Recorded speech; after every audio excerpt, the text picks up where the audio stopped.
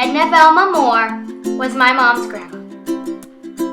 She was born in 1923 and died when she was 16. Even though I never actually met Edna, otherwise known as Nanny, I feel I know her through my grandma, Nanny. I see her through my Nanny's great food and also her sweet, kind, and friendly personality.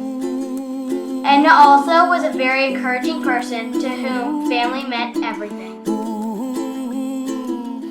Edna was known for being an exceptional chef. Every Christmas, she would cook all kinds of cookies and homemade fudge with my Nanny as her little helper. A favorite memory of mine is that on our birthday, we always got our favorite meal and cake, said my Nanny, Carol Kellerman. We have a family recipe for red velvet cake with cream cheese frosting that everyone loves. Little did I know, it was great-grandma Edna's recipe. Edna loved to cook for her grandchildren too. Whenever they came over, she would make their favorite homemade cookies. Edna utterly cherished her family.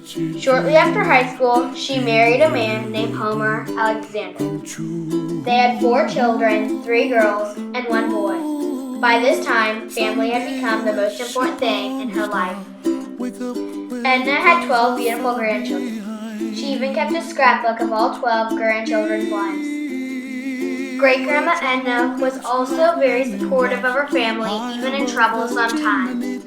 She continued loving and cherishing her family and her grandchildren for as long as she lived. Edna was fantastic at encouraging people and cheering them on. She adored going to watch her kids and grandkids play sports. My Nanny stated, "She always told us we could do or be whatever we wanted and encouraged us to do our best and try our hardest, whether in school or in sports." She would show her encouragement to her children and later to her grandchildren by always taking the time to help them with schoolwork and projects. Nanny was always proud of all her grandchildren. She was especially proud when my mom was valedictorian of her high school graduating class. Great-grandma Edna showed her pride for my mom on this special occasion by hosting a marvelous family party. The people I interviewed always brought up her wonderful and neat hobbies. She loved to crochet and make clothes and costumes for her kids and grandkids. Along with her clothes, Great-grandma Edna would make my Nanny's Halloween costumes. Nanny's absolute favorite costume was an upside-down clown. Once, I even wore one of the costumes that my great-grandma had made for my mom. It was a pink poodle skirt. When I found out my great-grandmother had made it, the skirt became even more valuable to me. On top of the costumes, she crocheted. She taught my Nanny to crochet, and then my Nanny taught me. Great-grandma Edna would be pleased to know that her passion and skill has been passed on to a new generation.